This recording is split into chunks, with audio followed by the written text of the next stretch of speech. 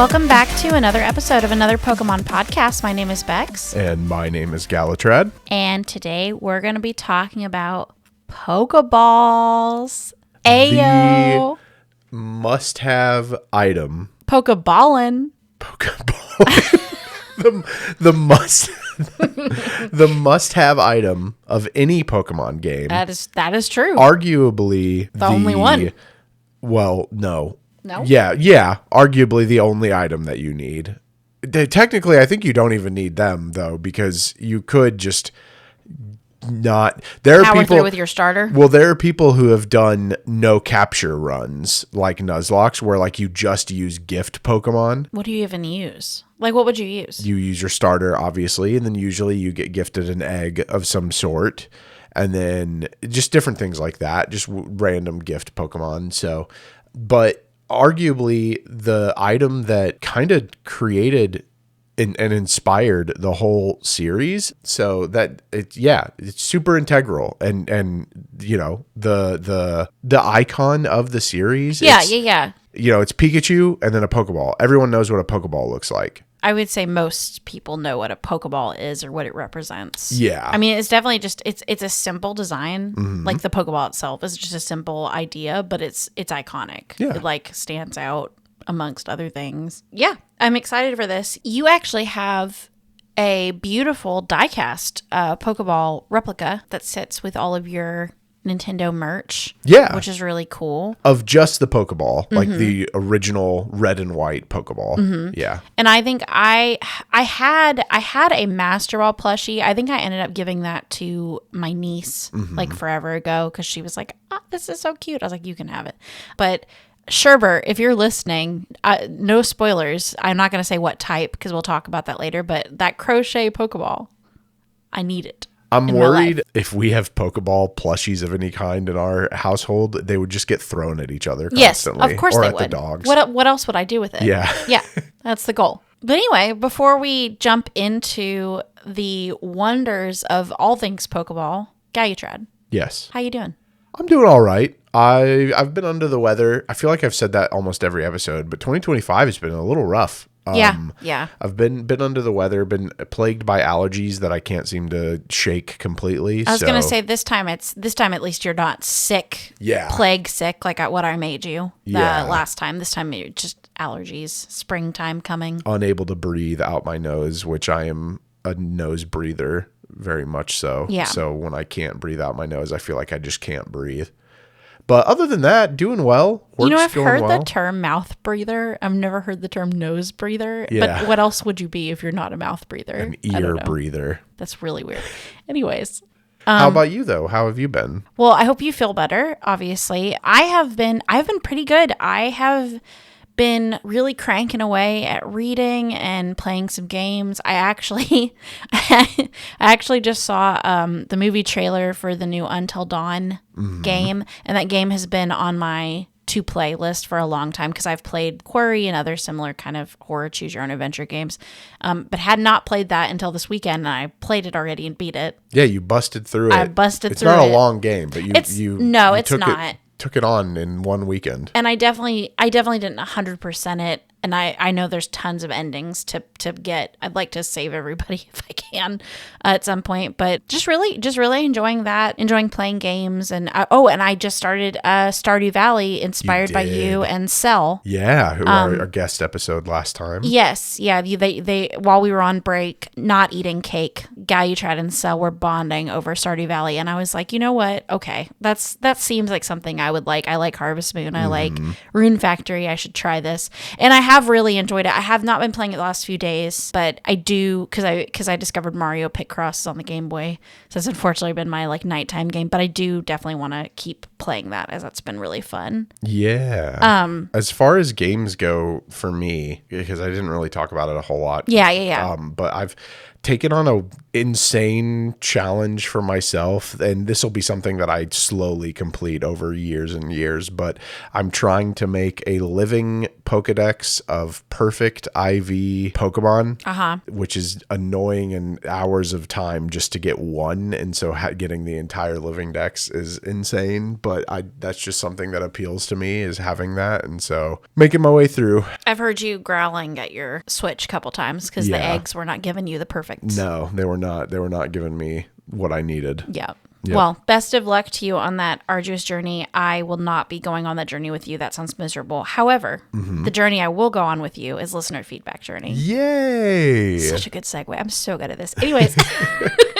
so over on X, so we had posted on the Pokemon XD Gale of Darkness anniversary on X, just to kind of talk about how we would like to play it eventually. Yeah, it's not available easily. It's incredibly expensive. We do have a fan of the show that has reached out to me that has offered up us to borrow their copy, which I'm kind of excited about. Oh, yeah. Regularly, it's incredibly expensive. There's no easy way to play it right now. We'll just go down to the Blockbuster and rent it. No. So we were saying that we would love a remake of it. Yeah. Yes. Oh, my gosh. Yes. I would love if they did Coliseum and Galaxy, or if they made that available, if we do like a GameCube Switch Online yeah, thing. That'd be sweet. But anyway, Shauna Jessica, who is a friend of the podcast, commented and said, "Abso-freaking-lutely yes," with all capital letters, yes, big heart eye emoji. I wouldn't be upset with a new game in the series either, wink face. Yeah, neither right would there we. with you. Yeah. I think we both enjoyed Coliseum a lot and really liked the idea of just having something a little bit different than what we've had in the past. So definitely hope for that as well, and excited to play that game eventually. And then over on Spotify, we got a comment from Another Hylian Poke Nerd, who is also a friend of the podcast. Of the show. Definitely comments often on our episodes, and on our And We Succeeded episode, which was the episode where we talked about Pokemon, the first movie. Another Hylian Poke Nerd said, "Good movie. It was scary to me when I was 7, but the remake is bad animation. It looks weird. I found out something crazy. Lugia's fingers are mozzarella sticks." I feel like that was a little bit targeted. It was definitely aimed at you. Yeah. Love this podcast so much. A billion red heart, white heart emojis. Also, can you do a theory episode in the Terra Leak, maybe, please? And then more. A bunch of red heart, white heart emojis. Yeah, just a ton of red heart, white heart emojis. And yeah, Another Hylian Poke Nerd. Love all the love and support that you show the show. I hate that idea that Lugia's fingies are also mozzarella sticks. Mozzarella sticks make me nauseous. He disdains just thinking them. about them, looking at them. I can't eat them in front of him. No, but yeah, thank you so much for the love. And we probably won't ever talk about the leaks at all. We had mentioned on previous episodes that we it's just not something that we're interested in talking about, just because of it's that stuff belongs to the developers, and they have their reasons for not sharing it at any given point. So, but we will probably talk about theories at some point once there's more concrete things that are released. But we try to stay away from leaks and other things that are frowned upon by the Pokemon Company. So, but it's still a good idea, and we'll definitely talk about different theories in the future. Yeah. Galutrad, did you want to read the next 3 comments? Yeah, sure. I'll read the last 3. So also on Spotify by username, and I hope I pronounced this correctly, but I think it's Krin. Yeah. It's Kriin. Left a comment on our Best in Snow episode, which was our favorite ice types. And Krin says, "First comment of 2025. Woo! Yeah, I absolutely love listening to your podcasts. They bring back so many nostalgic childhood memories. My favorite ice type Pokemon has to be Articuno. Keep up the amazing work. I can't wait to hear more from you soon." And then the hands making a heart emoji. And Best in Snow is where we did talk about our favorite ice Pokemon. Yes, right? yeah. Articuno is such a good one. It's such a good nostalgic pick too. It is. Ice type was kind of weird where there weren't a whole lot of them, but they were all kind of bangers. Yeah. And it was definitely difficult to chisel it down to the sculpture of perfect ice type Pokemon. Yes, thank you. Chisel. Yes. But thank you so much, Corinne, for your comment. And then on Apple Podcasts, we have a 5-star review. Woo! Thank you so much. This is from Nat Haynes 412, and the title of Nat's review is Absolutely the Best. Nat says, found this pod from being a listener on Another Zelda podcast and have definitely fallen in love with APP. Yay! I love the showcase of different types of players and chaotic banter, and then a laughing face with watery eyes. Definitely. We have it so together. No. And then Nat continues to go on saying, keep up the fun stats and random facts. FYI, favorite Pokemon is Growlithe. Aw, his favorite Pokemon is Ganon. I know. I love that. Right. Nat, thank you so much for the 5-star review. And yeah, we're definitely a little chaotic. I think our way of thinking weirdly clashes while fitting together. I don't agree. I think I am serene, calm. No. But yeah, so thank you so much, Nat. And then finally, and this is exciting, we have our first ever comment on our website. Ooh. For those of you who don't know, you can visit anotherpokemonpodcast.com and listen to our episodes directly there on our website and leave comments. Nice. And this is from Alex, who's a friend of the show, on our Psyched Up episode. And Alex says, well, this was just a delightful episode. 3 things. Orbeetle also wormed its way into my heart when I played Sword. Beautiful choice, gal. Espeon was the correct choice, Bex. Please continue reppin' Espeon and Umbreon for all your days. Yay. Thank you for your service. And then a little salute emoji. And then never in my life did I view Woobat's nose as a big hard eye. But you know what? That's kind of cool. Here's hoping the next gen has some kind of gimmick version of Woobat where he becoms an adorable Cyclops. Oh my God. Please. Or, you know what? If you do fan art, I would love to see Woobat as a Cyclops. I would like him to be fixed, okay? He's broken now. He's not broken. He's always had 2 eyes. You just can't see them. I'm going to have to think about the fact that I wish I could go. I stand every top 10 episode we've done. I stand by my choices. Mm-hmm. I do not stand by my psychic choice, especially when I found out that. Well, you had made it a honorable mention at the very least. No. Oh, did I just make an honorable mention? Well, I should have honorably mentioned something else because I messed that up too. But anyways, Woobat, why, dude? Anyways, it's fine. Absolutely. Forever haunted. Thank you, Alex, for our first website comment. That's super exciting. And I know Alex has made a couple more since then. So looking forward to a bunch of other website comments and hopefully we can get blogs up and running and then communicate even more with y'all there. Well, thank you so much to everybody that did leave comments or left reviews for us. As Galutrad mentioned, you can leave comments on our website. You can leave comments on any of our social media as well at Another PKMN Pod. We also live for those 5-star reviews on Apple, on Spotify, on anywhere that you can hear our voices.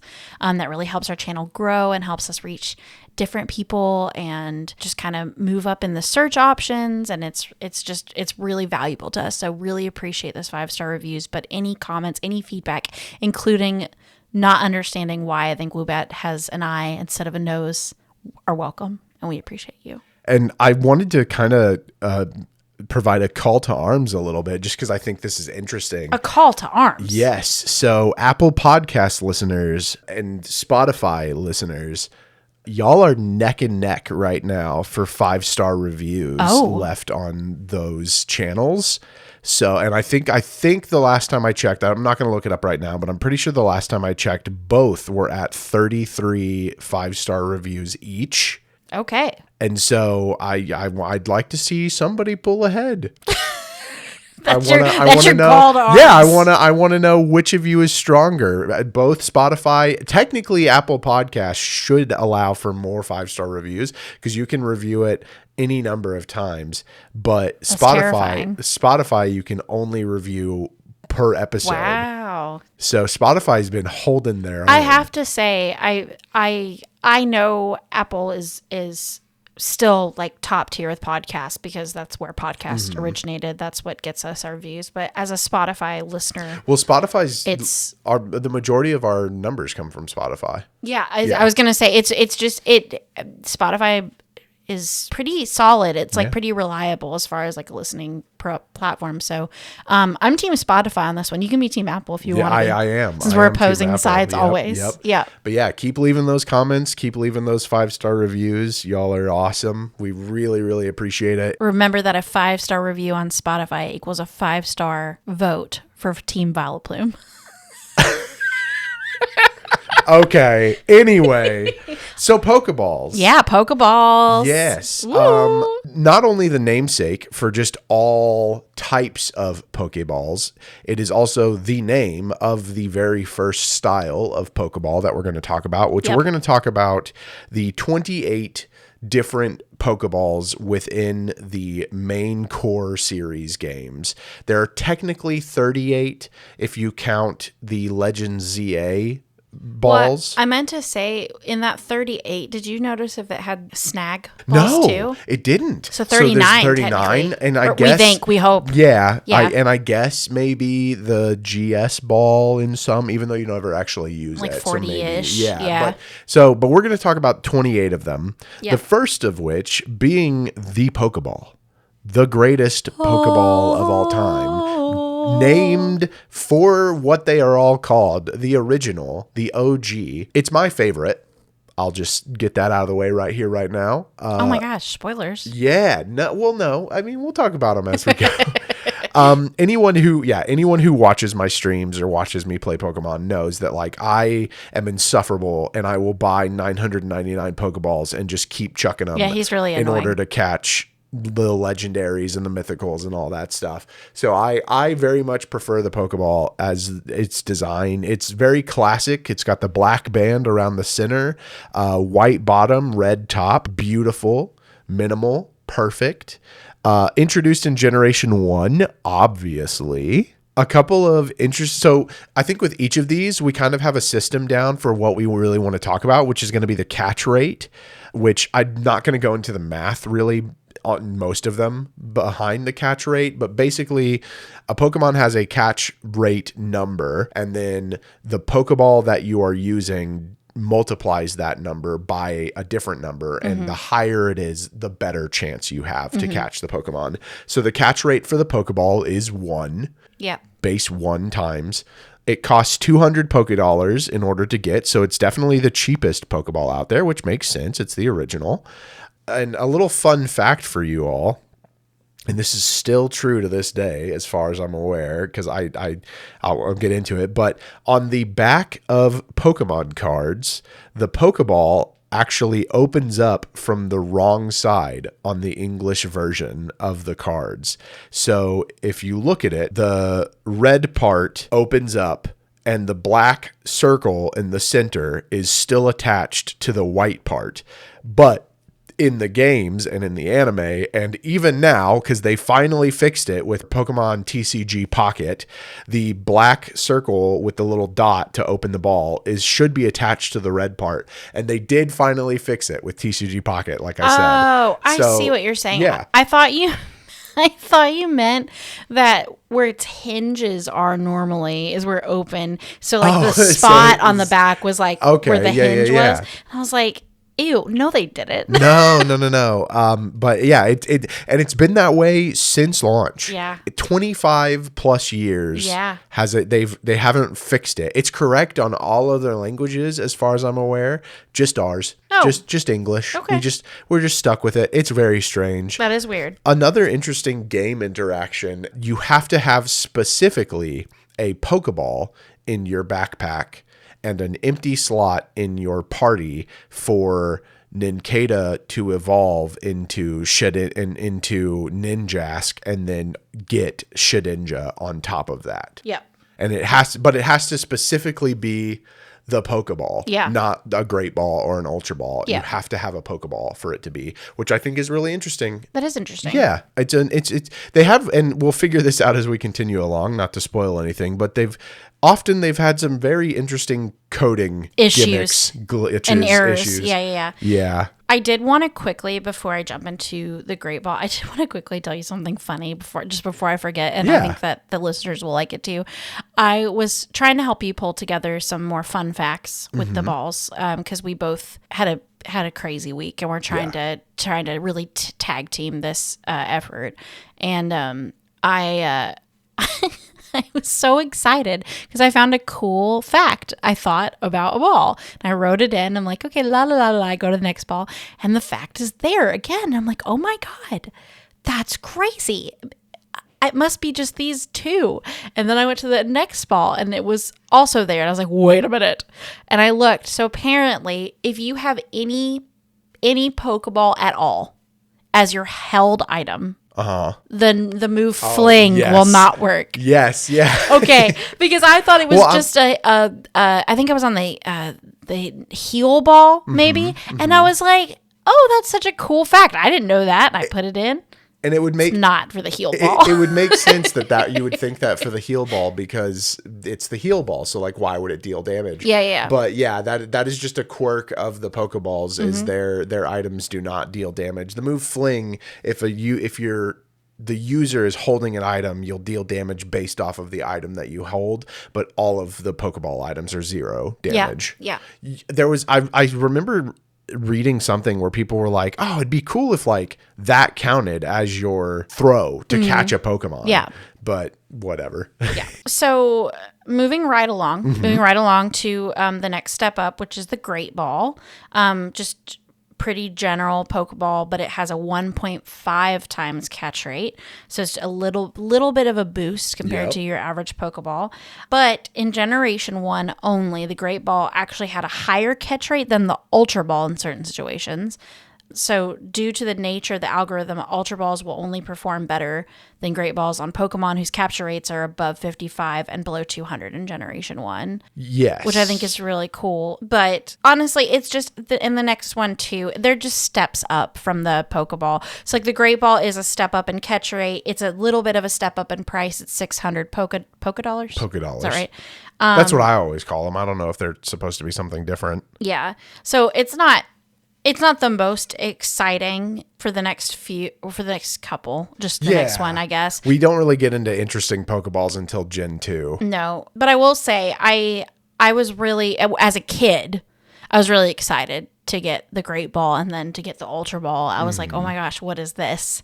And I just thought, I was just, my mind was blown because I had only seen Pokeballs on the anime.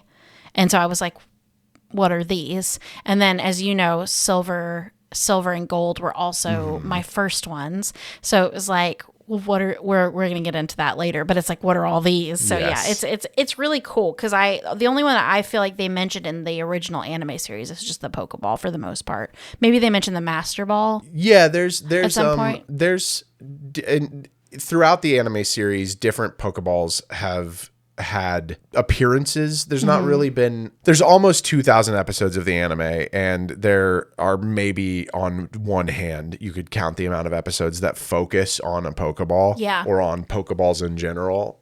So it's not a huge topic for them. Mostly it's just the Pokeball that we see. But yeah, you're right. The Great Ball and the Ultra Ball afterward, they're not like super exciting. To talk a little bit more about why in Generation 1 the Great Ball could do better than the Ultra Ball, I think it has to do with in programming, you, especially in older games, you reach a cap on like how big of a number the RAM on your cartridge can remember. Okay. And so when you exceed that, in order to not just shut down, it resets itself. Oh. So once it hits above a certain number, it just goes back to like 1. Okay. Which then reduces the catch rate back down. And that's why that would happen with the Great Ball and the Ultra Ball, is that it would just roll over and end up being less. So it's very interesting. That is interesting. Yeah, it's a funny little coding quirk. And you know, it's why games are so hard to make. Yeah, and just also to give a little bit of a description, because I think everyone knows what that Pokeball looks like. The Great Ball is same kind of concept where it has like the white base of the Pokeball. It's still got like the dividing line and the button in the middle, but the top part is blue. It's like a light blue color with red kind of diagonal lines over it to kind of signify that it's different. It's a step up. Yeah. And there's a lot of people who, I know there's like a type of Pokemon player who catch Pokemon based off of how they look with the ball. And this one really screams Kyogre. It does kind of look like Kyogre, or it'd be a good like Latios. Yeah. Ball too. Yep. Absolutely. But the next ball looks better. And it is my favorite classic ball. Oh, is it really? Yeah. I didn't know that. Of just the 4. Yeah. Okay. Well, next up we have the Ultra Ball, which has the top part of the Ultra Ball has a black design with a yellow H across the top. Also in Generation 1, it has a 2 times catch rate, so it's double the power of a Pokeball. Ultra Ball is weird in that it has changed price, and I think it's the only one that has changed price throughout the series. Originally in older games it was 1,200 Pokédollars, which is crazy, and now it's only 800 Pokédollars. But what's really interesting to me about the Ultra Ball is that so you might be wondering, why does it have a yellow H across the top? It's the Ultra Ball. Shouldn't it be a yellow U? No. In Japan, it's actually known as the Hyper Ball. And Very so cool. Thus the yellow H across the top. I also just I think the Ultra Ball, I think the reason I'm drawn to that one specifically is because I just think it looks sleek. Yes. Like it looks like when the balls start to get like things Sprouting designs, like them. 3-dimensional designs on them, I'm like, ugh, put that back. But I like that the Ultra Ball is sleek, and when I get to the point where I can buy Ultra Balls, that's just what I use. Really? It doesn't matter what game it is. I will, if I get desperate, like if stuff is not working, as you saw that's right. Yeah, the other we talked day, about it. I will start digging into like the specialty balls just to see, okay, what do I have? Do I have anything that will help me here that's going to make this Pokemon stay in its ball? But most of the time I just go for the Ultra Ball and I just move on with my life. Like that's my ball of choice. That's fair. That's valid. It's better. It's better. It has a better catch rate, and it's just better. And I will say, I do love the Pokeball, the original Pokeball design, and I'm not going to move away from using the Pokeball. No. That's just rooted in me now. But this episode has really given me an appreciation for all the other Pokeball designs. The design, like the time it took to think through different designs, and the time it took to give them a different look and feel, and the time it took to math some of those crazy do some of the math calculations, and figure out like, why should this be a Pokeball? Yeah, you know, like it's cool. It's a neat aspect to the game that, to me, I've always just gotten a new Pokeball and been like, oh cool, something I can sell for more money, because I don't ever use them. Terrible. I know. Anyways, so moving on to the the only Master Ball. This is the most coveted Pokeball on the face of the planet. Do you know that when I was young and I was mischievous and I was awful, that I used to do this glitch with my Pokemon Silver game where I could clone Pokemon? And I lost my Togepi and my Master Ball in one fell swoop because I turned the power button off too early. Oh. So it said I had a Togepi still. My Pokedex, it was not. There was no Togepi. Yeah. Isn't that the saddest And you story didn't have you've any ever heard? leftover Master Balls? I was trying to clone it. My first time cloning it in that playthrough. Oh no. Yeah. Wretched is what it is. Awful. Deserved. I know. Lesson learned, right? Yeah. And I never did it again because I was like, oh God, I could lose my stuff. So you lost your Master Ball. I did. Yeah, I had to restart my whole game to get it back. Yeah, it was rough. That's rough. But anyways, terrible. But yeah, the Master Ball is one of the most coveted Pokeballs because it is basically a 100% catch rate. To kind of describe how it looks, it's a purple ball, like a violet ball, and it has two like circular 3-dimensional pieces on it that are like a lighter purple. I think it looks like Tentacruel and Mewtwo had a love child. Can I share something with you that's going to ruin the design of the Master Ball? I mean, I don't like it, so go ahead. Okay. So somebody in my Twitch chat once upon a time told me this, and it ruined it for me. But if you swap it upside down, the M turns into a W, and they said it looks like Wario's underwear. Okay, well, I was staring at it, and I thought for a second it looked like Butterfree, the eyes. Oh, yeah. Oh, it kind of does, doesn't it? Save it a little bit? Yeah, it actually kind of does. It looks like a strange Butterfree. But it would be Waluigi's underwear, right? Waluigi or purple? Wario. They both have purple and yellow themes about them. Yeah. Shame on whoever did that to you. But this is the only Pokeball other than the Beast Ball that does not have a 0.1 catch modifier when used on an Ultra Beast. Yes. Ultra Beasts have they have a thing that goes against them that makes every Pokeball other than this and the Beast Ball, Master Ball and the Beast Ball, be really, really difficult to catch the Pokemon. Just incredibly difficult. But yeah, so before I talk about a couple things that happened in the anime with Master Ball, do you think that when Mewtwo released in the Pokemon the first movie, I'm throwing it back, when Mewtwo released those balls to go catch all of the Pokemon, that those were Master Balls, or do you think those were like some form of like early primitive form of like Snag-'em balls? I think they were primitive forms of Snag-'em balls. Okay. Yeah, okay. Because they obviously he didn't have to battle the Pokemon, and he could even catch the Pokemon when they were in a ball. In a ball. Yeah, I forgot about that too. So I just didn't know what you thought about that. Yeah. If you thought that was like some kind of differently developed ball, or if it was Master Balls. Maybe some of the tech was based off of the Master Ball, but I think those were definitely early design Snag balls. Okay. Cool. I was just curious about that. There's no cost to this Master Ball. No, so you get them for free. It is technically the cheapest. Yeah, it's true. But you only get one usually. Do you ever use your Master Ball? I always save it for the Pokemon. So like in Gen 1 it was Mewtwo. In Gen 2 it was Lugia or Ho-Oh. Okay. In Gen 3 it would have been Kyogre or Groudon. So I always use it for like the box legendary. Yeah, well, I mean Mewtwo's not on the box of those, but like but normally whatever the box legendary is what I use it for. And then I just hope for the best with the other legendary mystical Pokemon. I just use Ultra Balls for those. Interesting. The only time that I've ever used the Master Ball was in Omega Ruby and Alpha Sapphire. During the Delta episode, you have to fight Rayquaza, and Rayquaza, you cannot fail it. You do have to. It won't just. It's not guaranteed to catch, but you have to struggle. If you knock it out on accident and don't catch it, it'll restart the fight for you. Immediately after Rayquaza, you fly up on Rayquaza's back into space and fight Deoxys. Yeah.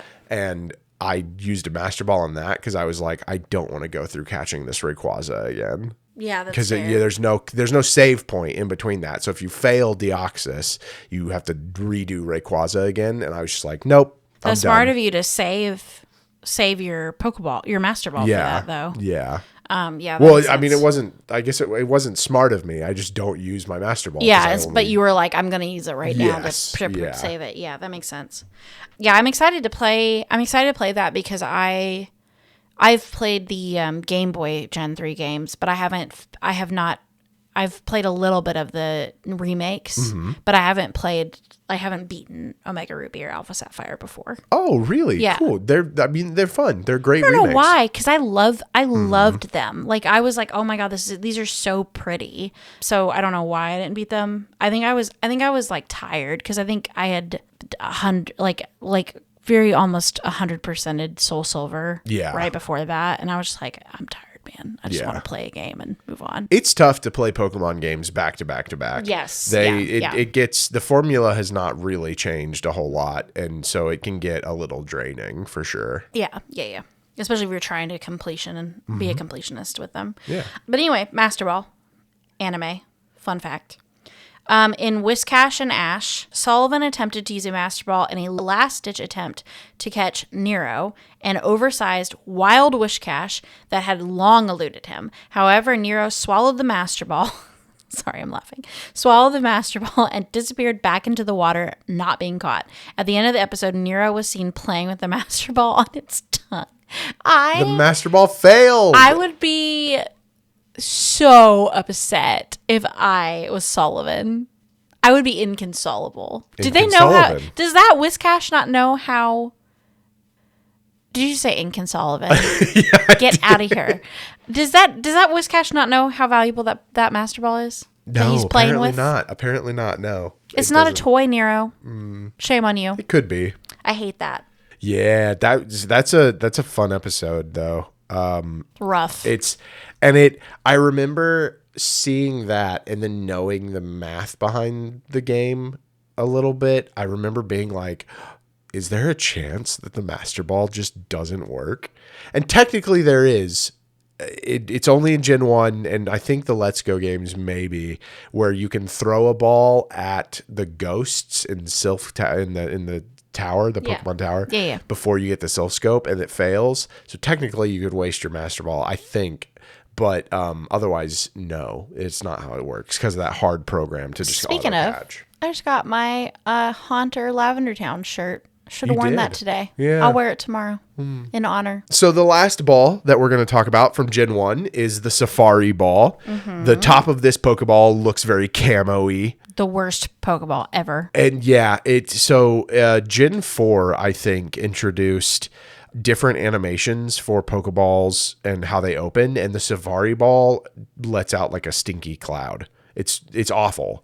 But yeah, so Safari Ball has a 1x catch rate. It's only prior to Generation 8, it was only usable in Safari zones.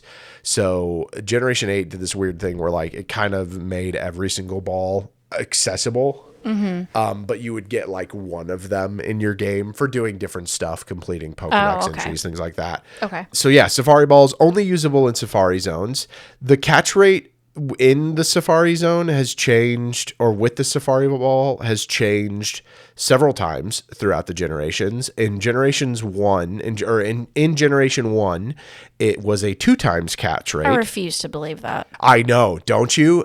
Think about how often there's this whole thing with the Safari where you can either throw a rock, throw mud, I think. No, it's just a rock or a treat. In the a rock or games. A treat, and then the ball. And the rock is supposed to make them more aggressive, to make them want to run away, but it would make them want to run away, but it would raise their catch rate.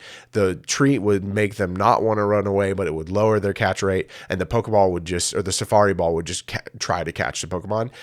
Don't waste your time with the rock and the treat. Just throw the balls. Just throw the balls. Yeah. If you're gonna catch it, you're gonna catch it, and if not, you're not. Sorry, that's the way it falls.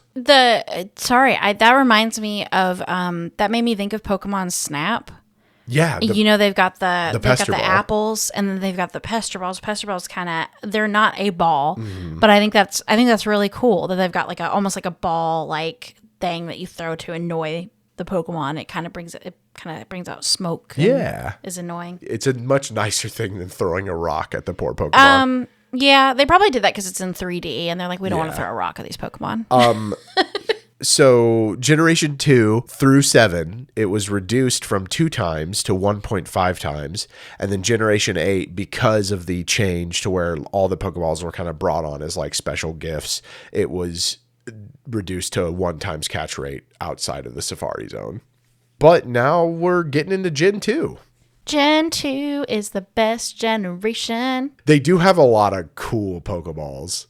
So starting off strong. Well, first of all, can I have a moment? Yeah. To say a quick shout out, appreciation, heartfelt love to my boy Kurt, because he does this really cool thing where he makes apricorns into Pokeballs, and he is the only person in modern day Pokemon world that can do that. Yes. So like that was we learn in Legends Arceus that was an ancient, pretty typical way to get Pokeballs back in the day. The Industrial Revolution took over in the Pokemon world and they started manufacturing Pokeballs in factories.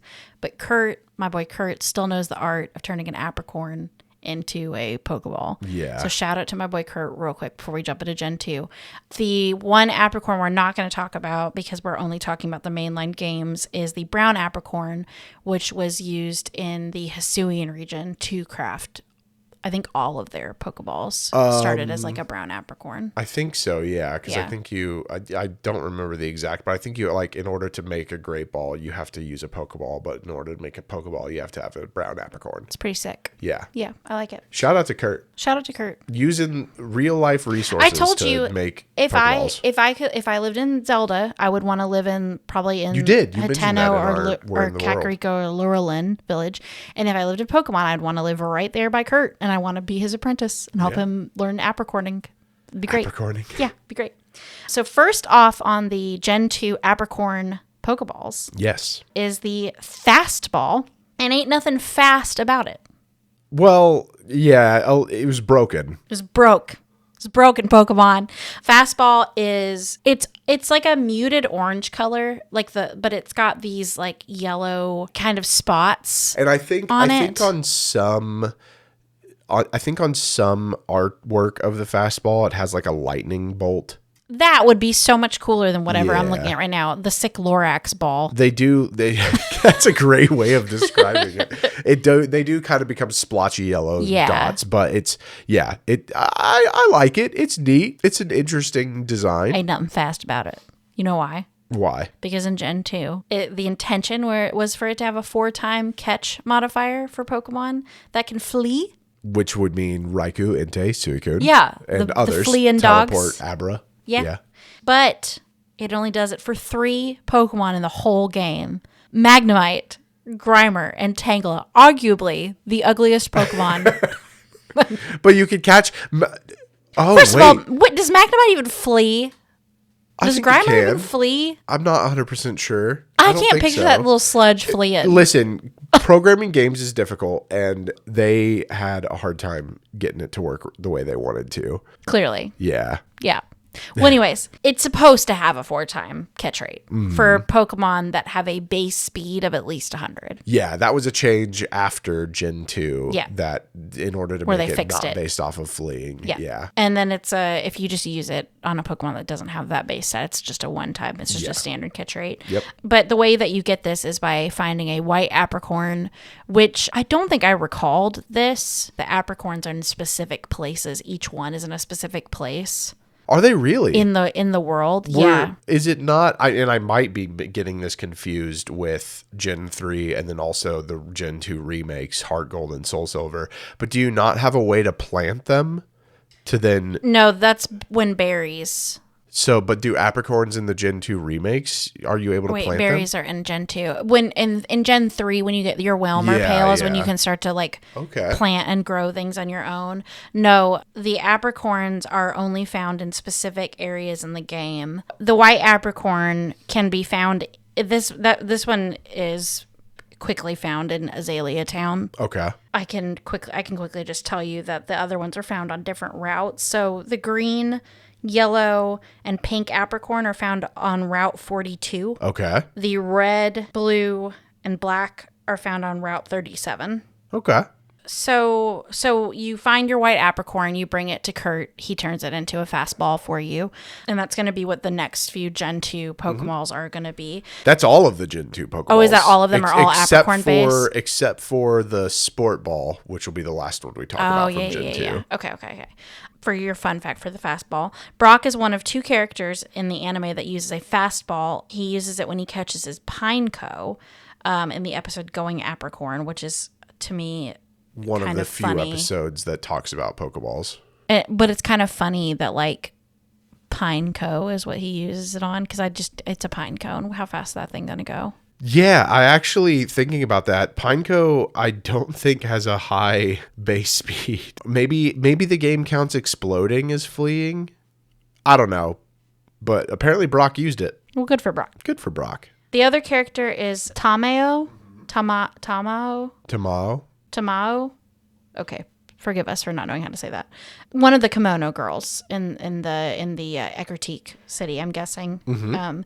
She keeps her Umbreon in a fastball. Yeah. Oh my gosh, do they all keep their evolutions in different Well, Pokeballs? some of That's them really cute. Some of them do. Okay. Yeah, it's not like it's not cute as I'm thinking in my head. No, because it's not. It should have been a dust you just, ball. It's just Umbreon. something that you kind of noted. Well, it should have been a moon ball.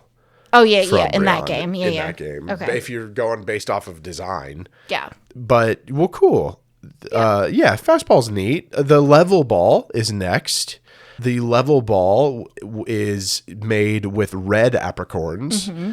And it has a really interesting mechanic for its catch rate. So it gives you a 1 times the catch rate modifier if your Pokemon that you have out while trying to catch the Pokemon that you're going against is the same level or lower than the one that you're trying to catch. It will have a 1 times modifier. If your Pokemon is at a higher level than the wild Pokemon, but less than double of its level, it will have a 2 times catch modifier. If your Pokemon is more than double but less than 4 times higher level, it'll have a 4 times catch modifier.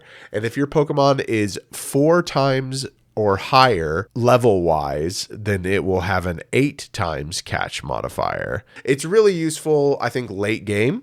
But yeah, it's got a great catch rate. 8 times the modifier is an awesome catch rate when you have level 100 Pokemon and you're going around catching stuff for your Pokedex in the final entries. Fun fact for you, being that in Pokemon Heart Gold and Soul Silver, this is actually the truth for all of the Pokeballs that are introduced in Generation 2, because all of them feature this problem. But in Heart Gold and Soul Silver, the level balls can actually not be held as an item by a Pokemon. It will not let you give the Pokemon the level ball as a held item. And this is because they are not actually... they don't exist as data in Pokemon Diamond, Pearl, and Platinum. And so in order to like negate people breaking code by trading Pokemon with that held item, they're just not allowed to. It was just programmed not to. So what you're saying is I should have put the fling fun fact in every single Pokeball except for that one. No. The level ball, to describe it to you, is so the top of it has like, it's almost split into 2, where the bottom half of the top, which is a weird sentence, is kind of like a goldish yellow color, and then the top half is a black, and it has a red V across the center. So it's a pretty sweet design. Mm-hmm. Like aesthetic wise, I think it'd be a good Pokeball for like Victini, who is the victory Pokemon. Not really. It is. For the next Apricorn ball, the Lure Ball, which is honestly kind of ugly now that I'm looking at it for the first time. Like I know I've seen all these, but I don't think I've actually paid that close attention to all of these until now. But the Lure Ball is it's like the bottom's white again, but the top is like a light blue with like a diamond type. Can I tell you what I think it's supposed to be? I think it's like a fish. I think it's like a fish design, because it's got if you like think about the minimal drawing of a fish, there's like a triangle to represent the tail and then a diamond to represent the body of the fish. And I could see the 3 lines being like gills or like something. fins. Yeah. Or like scales or something. Scales. Yeah. Okay. Well, it's just not, I think the colors don't work for me in that way, and it's a little off-putting. Sorry if that's your favorite, all that to say. It is made from the blue apricorn, and it has if it's used on Pokemon while you are fishing. Yes, specifically, which is interesting because it's not like surfing Pokemon. Yeah, it's not. Well, it's a lure ball though, so you put it on your fishing rod, like bait. I never actually thought. I just thought like water. Sorry, I was like, no, this is logical. Like, you leave this one alone. No, that makes sense. It has a 4-time catch rate while you encounter Pokemon when you're fishing for them, but it's only a 1-time if you're not fishing for them. Not to be confused with other balls. It'll be helpful for water Pokemon later. So before though, when this ball first came out in Gen 2, the catch rate was only a 3-time catch rate instead of a 4-time catch rate. So it's grown since then. And then in the Sun and Moon games in in Ultra Moon, Ultra Sun games. In the Alolan region, it has a 5-time bonus, which makes a lot of sense because I would think those would be some pretty big fishing and But also, like, islands. Why did they bring it back to 4 times in Sword and Shield and Scarlet and Violet? Like, you're not on an island were they like, anymore. you know what, this lure ball is too overpowered for fishing. Yeah. It needs to go back down to 4. That's weird. I think it's kind of fun. It's like almost like the sun and Alola charges it or something. I don't know. It's kind of cute. It's got a heavy. The fish is a big thing on the island life. Yeah. So yeah, That's what I think it is. I don't know. But anyway, so you definitely use those lure balls when you're fishing in Alola because that's where it slaps. In the animated series, the lure balls have switched their color scheme a couple times. In the earlier appearances, they were colored green before switching to blue in Pokemon the series Gold and Silver. However, upon the animated series switched to full digital animation, and here's looking at you, Elekid, lure balls regained their green coloration and have maintained it ever since. which is interesting because they definitely look blue in the games. Yeah. So I think so too. I don't know why switching back to switching to full digital animation, they would have made that change to go to a green color scheme again. It's also like I'm looking at It's like aquamarine, isn't it? I was going to say I'm looking at some of the artwork and like it's not like it's like a true green no matter what. It's got like a blue tinge to it each time, but yeah, I think I actually think it looks better green. Like enough with the red and the blue, we get it. We have enough of that in other balls. Like give us something different. Next, do you want to take it away? Yeah. So this next one's going to be real math based. Oh God. It's the heavy ball. Just to start off description wise, this top is silver and has these like dark blue kind of orbs on the sides and on the front. It's got 4 of them. It's made with black apricorns. So did you mention where black apricorns were? Yeah, they're on Route 37. Okay. I think. Yeah, Route 37. Okay. So the catch rate for heavy balls, very weird.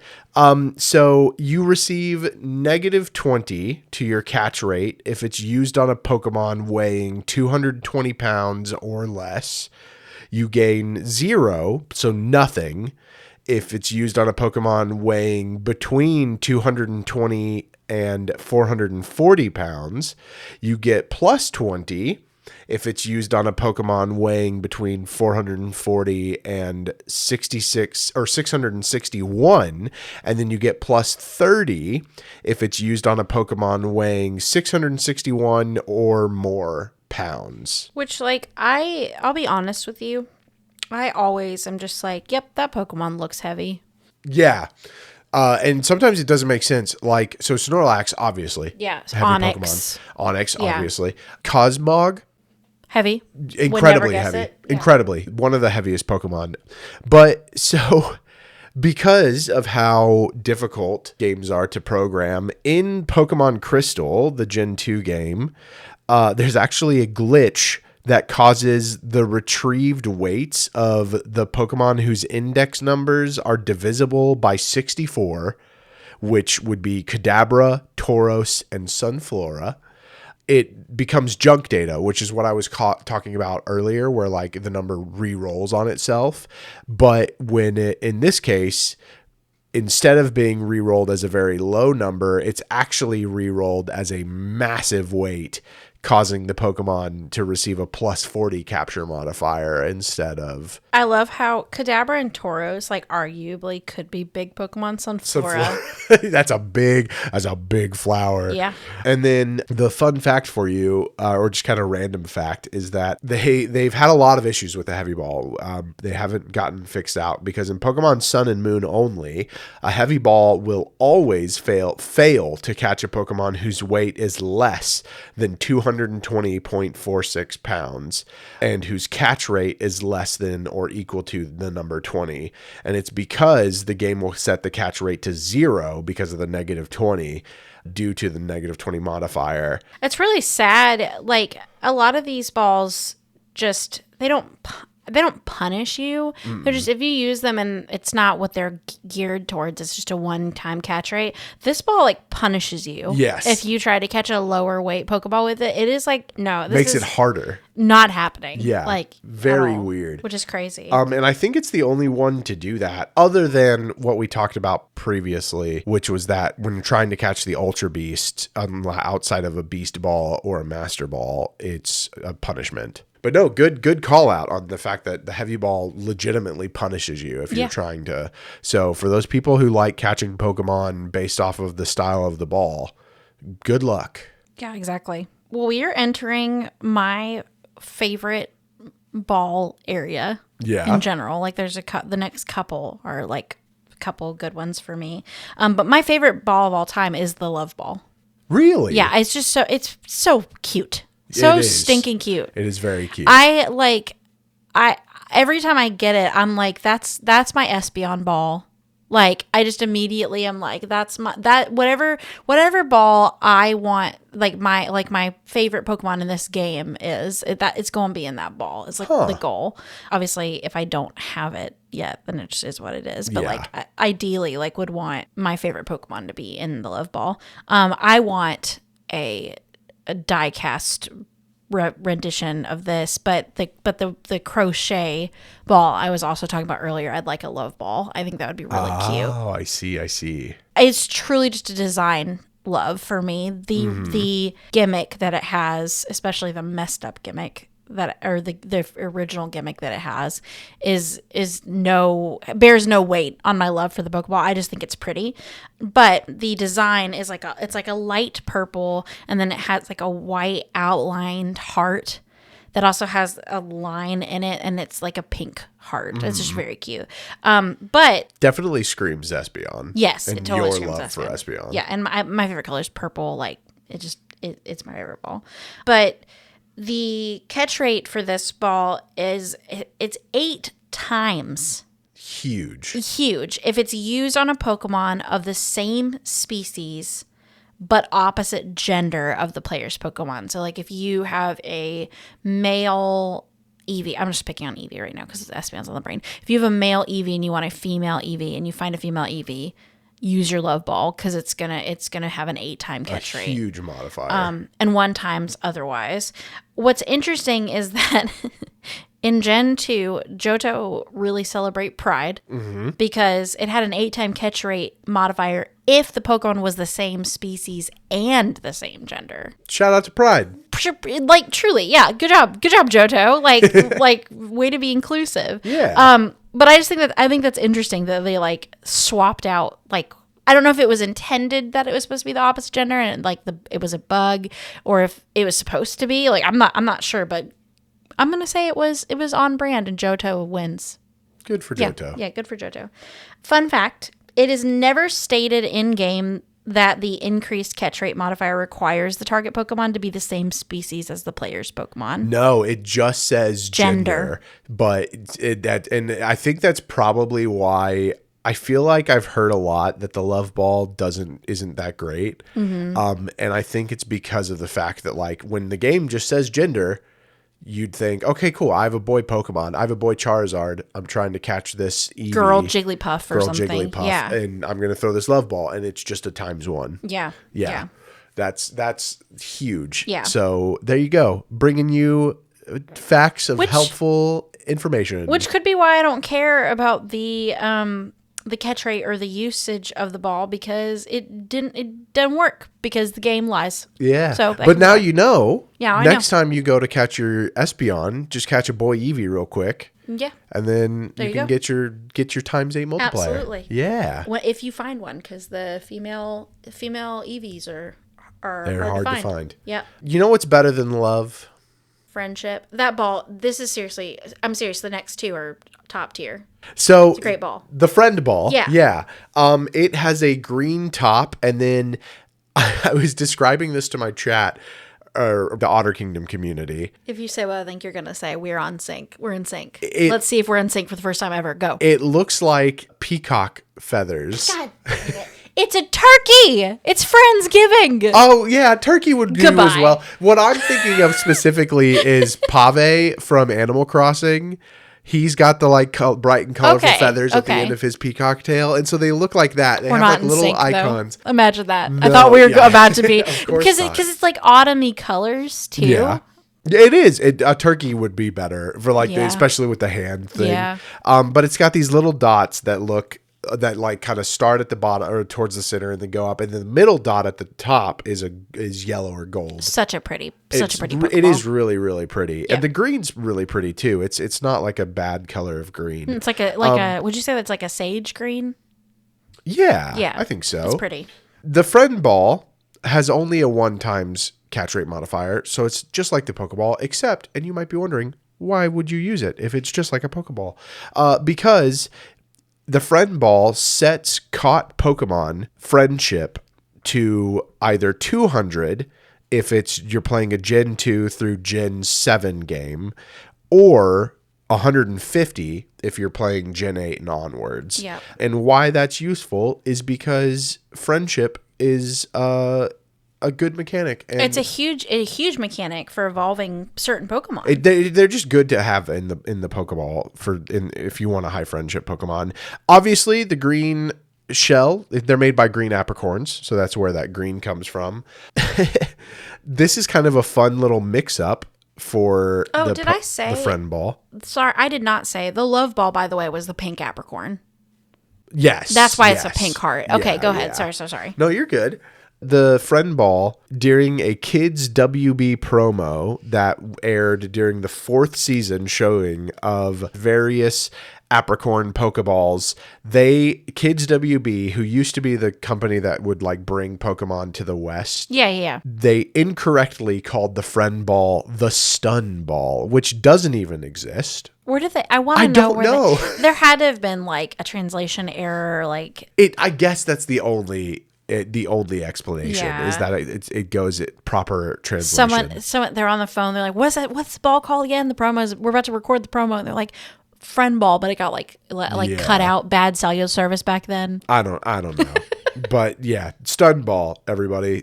So yeah, your friend balls, you can call them stun balls. Technically, you're within canon because Kids WB said that they're called stun balls. And you know what's stunning? Friendship. Wow. There you go. Way to bring it home. That's what Good it is. job. You know what else is stunning? The next Pokemon. The moon. Mm-hmm. The moon is stunning. Yeah. Moon ball, such a pretty. If the love ball is the Espion ball, the moon ball is the quintessential Umbreon ball. Mm-hmm. It's so pretty. It's got it's like a black color, but it's got like a sheen, like a blue sheen to it. Mm-hmm. Where like if the moonlight shines on it, it's got like a blue undertone to it. And it's got a yellow moon. It's definitely giving Luna from Sailor Moon vibes. I am here for it. It's so pretty. Yeah. We can stop talking about all other Pokeballs now. Just kidding. Okay. So the catch rate. Oh, sorry. Let me not skip this again. You get that yellow moon. You know where that comes from? The yellow apricorn that it's made from. So you get it by giving Kurt yellow apricorns. And it is a 4x effective rate if the Pokemon evolves by using a moonstone. Yes. So which is not what I thought it was originally. Do you think it was like a dusk ball, like a night? I thought it was. Yeah, I thought it was at nighttime. That would be smart since this game literally invented the daytime nighttime gimmick. But we weren't there to help them on their journey. But no, it's Moonstone, so it's like Clefairies, Jigglypuffs, Nidorino. Mm-hmm. Any Pokemon that evolves a Moonstone. This has a 4x catch rate. Do you think?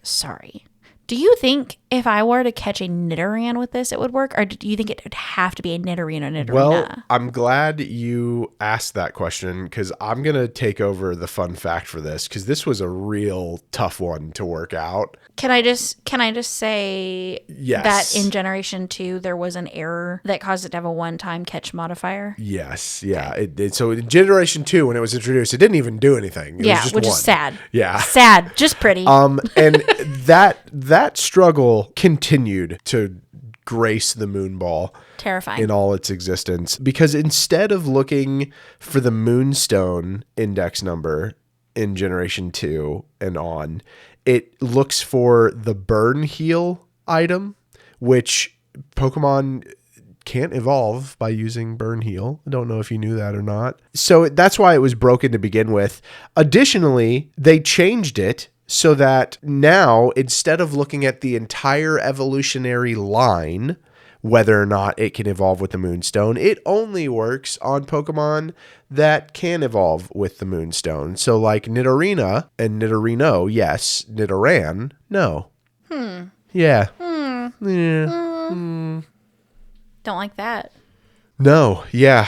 And it would fail otherwise because of that weird quirk. Man, that's rough because they also introduced like Igglybuff and Cleffa in Gen 2. And so it wouldn't work on the, well, I mean, it wouldn't work in Gen 2 period, I guess is what we're saying. But also like, why they make this ball again? It really should have been. It should have been an Under the Light of the Moon Yeah, ball. it really should have been what the Dusk Ball in future games. But yeah, Moon Ball. It's cool. Yeah. The final ball of Gen 2 and the final ball that we're going to talk about before we go on break Peter cake. is no cake, is the Sport Ball, which if you're going, what the heck is a Sport Ball? I don't remember any ball in Gen 2 called the Sport Ball. That's because it was originally called the Park Ball. Which it should stay. Until the Park Ball got made for Gen 4. I hate that. And then the original Park Ball, instead of just reusing the same Park Ball, they made a whole different ball, called it the Park Ball, and then renamed the Park Ball the Sport Ball. So the Sport Ball, prior to Generation 7 or 8, again, like I mentioned with some other stuff, was only usable during the bug catching contest, which is why it wasn't called the Bug Ball. Not 100% sure. It has a 1x catch rate, but again, it's only available. Back then, it was only usable. It was the only ball that you could use during the bug catching contests. So you would only get it. You can't actually buy this Pokeball. You would just get them in bug catching when you entered the contest. Tuesdays, Thursdays, and Sundays. That's a great memory if you're correct. I'm not 100% sure. I'm gonna look it up. You look that up while I'm spouting this fun fact for y'all. On official artwork of the Sport Ball, it looks like a Pokeball with maybe the red on the top is like a little more tint of orange, but it has a giant white S on the front. In the games themselves, the S actually appears as a Pokeball symbol, which is really cool. And instead, they made artwork. They made it just a big S. I have to resign as co-host of the show. Okay. It's Tuesdays, Thursdays, and Saturdays. Oh, big whoop. The fact that you knew it was the weekend. I didn't even know it was on different days. So I'm disappointed in you're myself. the Gen 2 expert. I'm disappointed in my decisions that I've made today. Goodbye. It's okay. Good night, everybody. So yeah, the Sport Ball.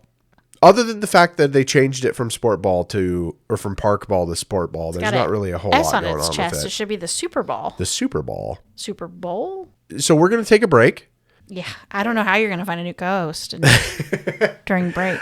It'll be okay. We'll get you back in. We'll play through all of Gen 2. You'll redeem yourself, and then we'll come back and record the rest of the podcast.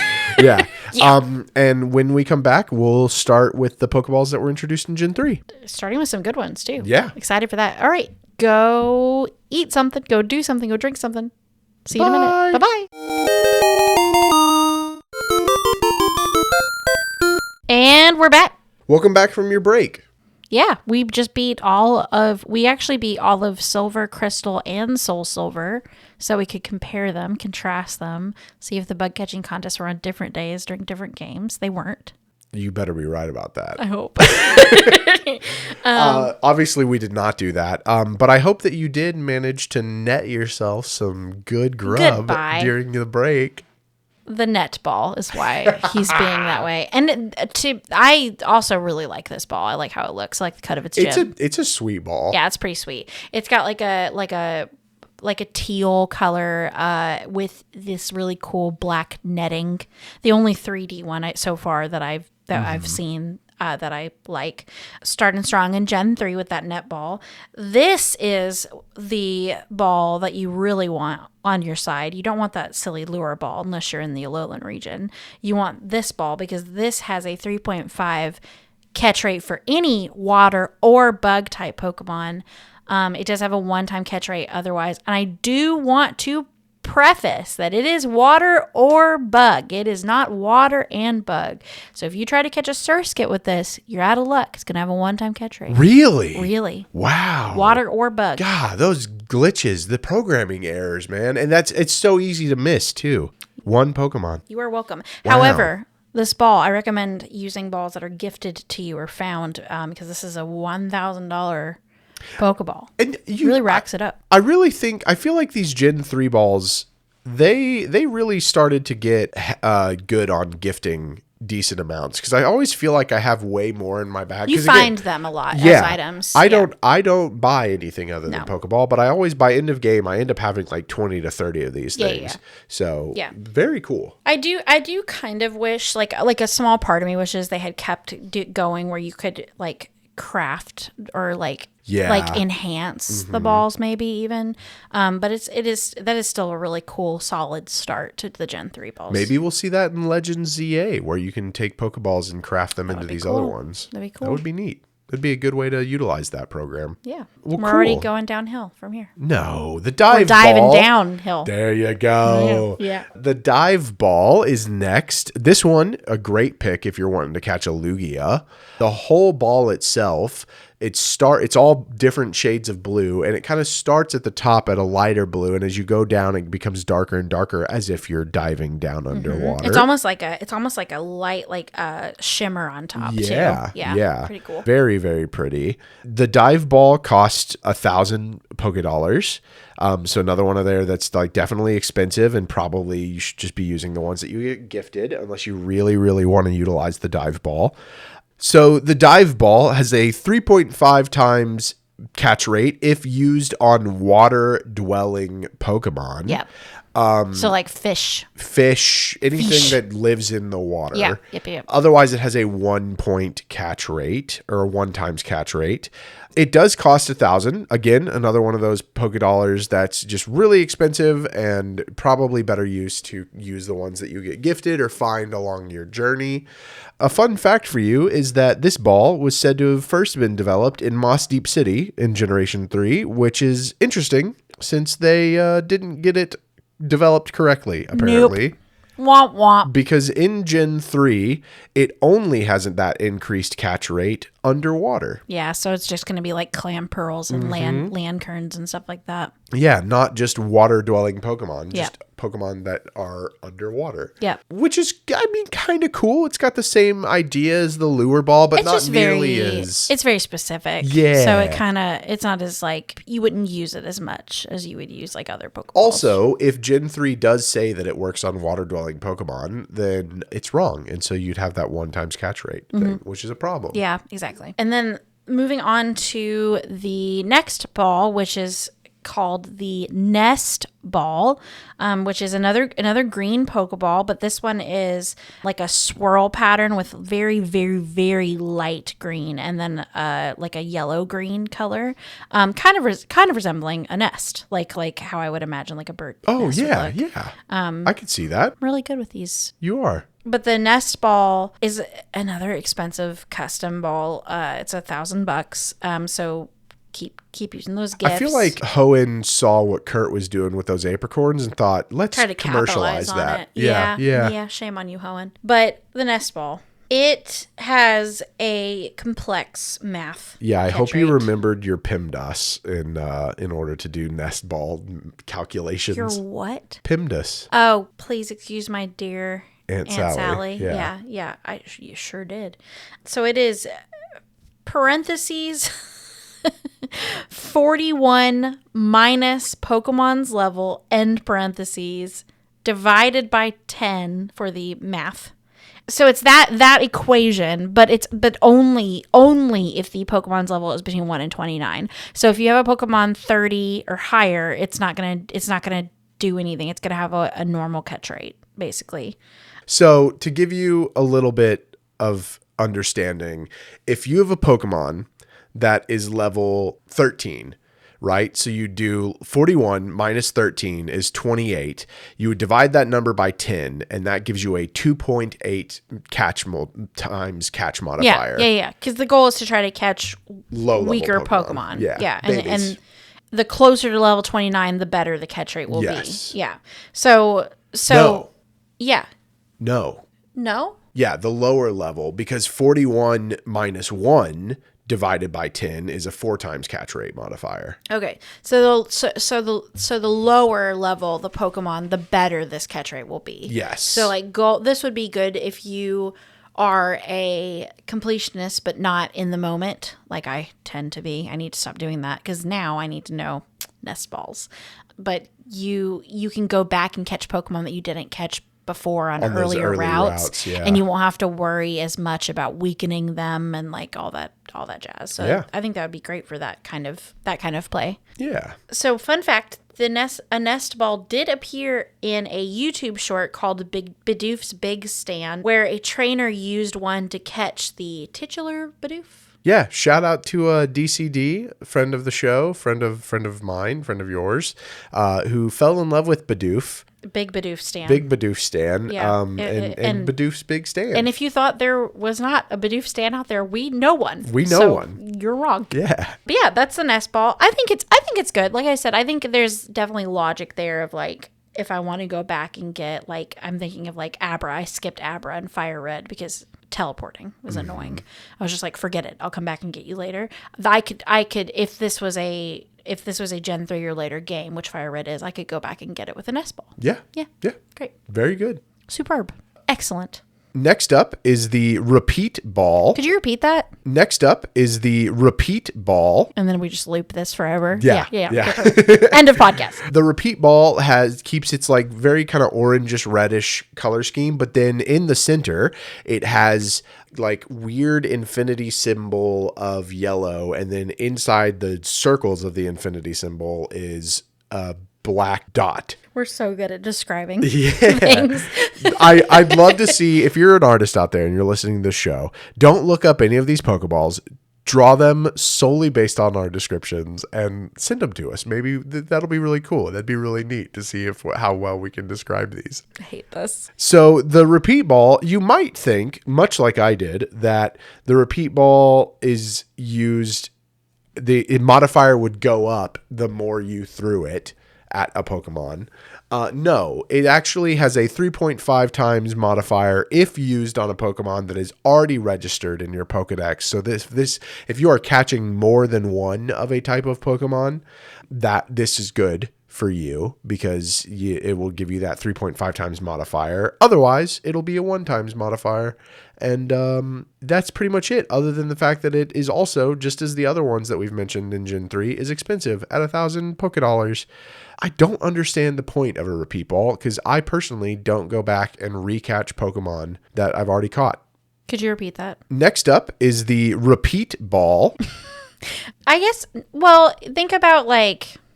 I really don't. I legitimately am not sure what the point of this is. If you, this is Gen 3, right? Yeah. If I caught a Wurmple and I got a Silcoon and I'm like, oh, I really want a Cascoon, I got to try again. I could do that, or I could just go get a Cascoon. Specific need. I always just caught the Cascoon, and like I always caught a Wurmple. I saw what it would evolve into, and once it evolved, I was like, I'm going to catch the other middle gen because that's the smart thing to do. Yeah. But like maybe you want multiple Pokemon.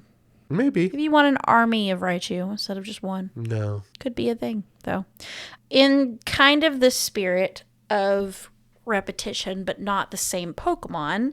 No. The next ball is the Timer Ball for Gen 3, which I will say it's kind of cool. It kind of looks like it has a mohawk, the Pokeball does, because it's got like a white base with like red on the side, a little bit of gray on the top, and then it's got this orange 3-dimensional mohawk type stripe on the top of it. If you think about a kitchen timer. Oh, now you're winning the prize. I know. That does look like a timer because it's like the little arrow thing. Yeah, if you put a kitchen timer. Well, now I want a Timer Ball kitchen timer. That would be really cool. I have an R2-D2 one, and that is pretty cool because you can twist his little head. Yeah, Timer Ball kitchen timer would be dope. So, why I got to do math all the time? Anyways, the catch rate for the Timer Ball is. I'm gonna tell you that it increases based on the number of turns that have passed in battle. Yes. I'm gonna say that as the baseline for those of you that do not care about math. For those of you that care and hate me, it's 1 plus the number of turns that have passed in battle times 1,229 divided by 4,096. And that's all in parentheses. But the maximum is 4 times at 10 turns. Yes. That's the maximum amount. If you hit 10 turns and you still haven't caught your Pokemon, just give up. switch to your Ultra Ball. Well, the Ultra Ball is only 2 times. This is 4 times. Wait, so you're saying, okay, sorry.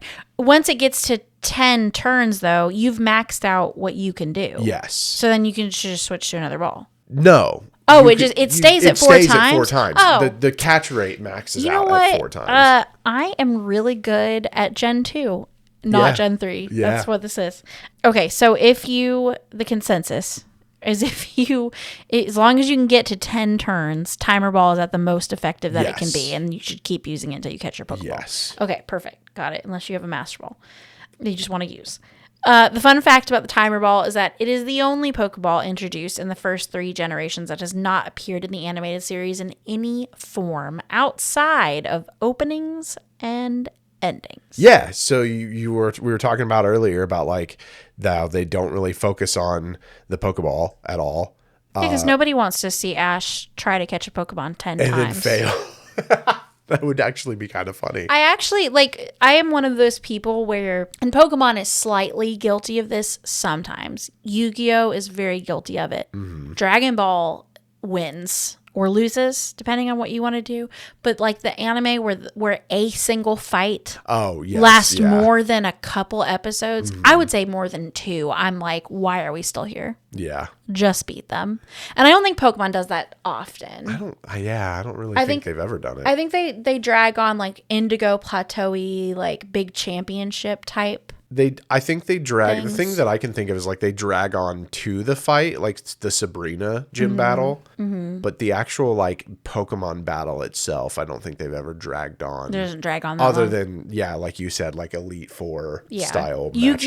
Yu-Gi-Oh will literally make you watch the same Yu-Gi-Oh battle for 5 episodes. It has no shame. And then Dragon Ball, we all know, is like 14 episodes. You know what? That is a luxury that those other animes going to do this can't the afford. Entire rest of the day? Yeah. Next up is the luxury ball. So this is going to be a segue contest. Yes. Okay, perfect. Next up is the luxury ball. So the luxury ball is another one of those that changes the entirety of the Pokeball. It becomes a black Pokeball all the way through, except the band around the center, and then there's a smaller band around the top is like kind of a very like deep red with golden accents. And some silver, too. And some silver accents on the silver, around it on as the well. center one. Yes.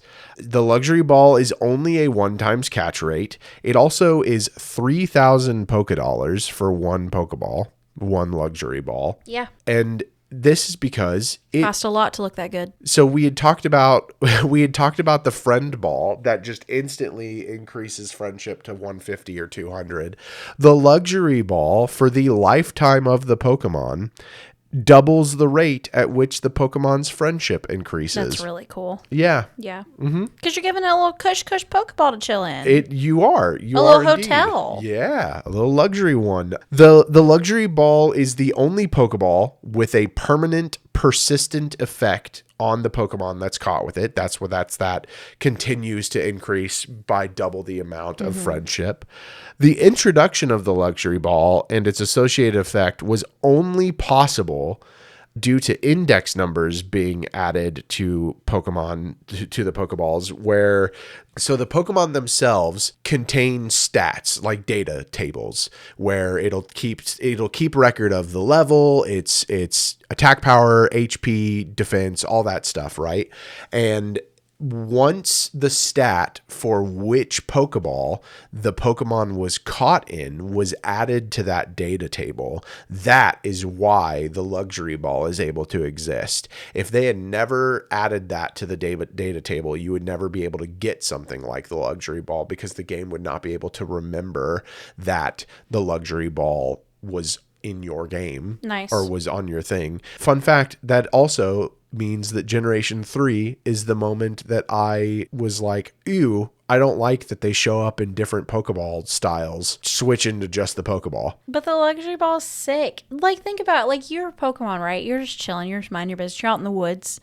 And then you get caught and you're like, dang, now I have to go to a tent. But then you open your eyes and you're in a penthouse suite. Except for the fact that they describe all Pokeballs as being a replication of a perfect environment for a Pokemon. So it shouldn't matter. Yeah, this is a rich person perfect environment. I guess I just don't love my Pokemon that much. Oh my God. I think the luxury ball is kind of sweet looking. I think it's kind of slick. Okay. So I know that premieres normally come at the beginning of a list, but this one's coming to you at the end. Well, not the end. The end of Gen 3. Yeah, that's true. The end of Gen 3. Okay. This is a pretty good segue. I see where you're at. Yeah. Of course, I'm talking about the Premier Ball, which I actually like the look of the Premier Ball. I do like It's the very look of clean. the Premier Ball. I don't like how annoyingly expensive they are and how difficult. There's a quality of life change that I think happened in Scarlet and Violet. It might have been in Sword and Shield, but we'll get into that. But the Premier Ball is notoriously annoying to get a hold of. Well, anyway, I think it looks good. Yeah. It's very minimalistic. It's almost a completely white ball, except for instead of where it normally has like a black band around it has a red band around it, and I just think it's pretty sick. There is an argument between Gal and I of whether this is the most expensive Pokeball or the least expensive Pokeball, and the reason I think it's not expensive is because it's a gift to you. Yeah. Once you buy 10 Pokeballs. But logically, that means you have to spend $2,000 to get this Pokeball, Which is not the most expensive. It's not the most luxury, expensive, but it's it's expensive. You have to spend $2,000 possibly on Pokeballs that you didn't want. You just told the entire world that you would buy 999 Pokeballs. Now you get 99 free. Well, no, because this is what I'm saying. Is I don't know when exactly this change happened. Might have been in Sword and Shield, might have been in Sun and Moon. I don't remember, but it's not in all of them. It's not since Gen 3 when this ball was introduced. No, I know. It used to be that you would only get one Premier Ball if you bought exactly 10 Pokeball. I always buy my Pokeballs in 10s anyway. Not 10s or in 20s. 10s. If you bought 20, you wouldn't get 2. You'd get 1. Oh. So you would have to buy and then go back to the each menu time. and buy and go back to the menu and buy. Now they've made it to where it is multiplicative of 10 so that it would say if you bought 900, you would get 90. Yeah. Right? And that's okay. That's fine. Yeah. I'm all for getting free merch. Honestly, though, would rather just get extra Pokeballs. That's basic. It is an extra Pokeball. It's a one-time catch rate red and white ball. It's the same thing. I think that the Premier Ball should have an effect where I think it should have an effect. You're one of those people that get a coupon and you're like, can I use this now? Aren't you? No.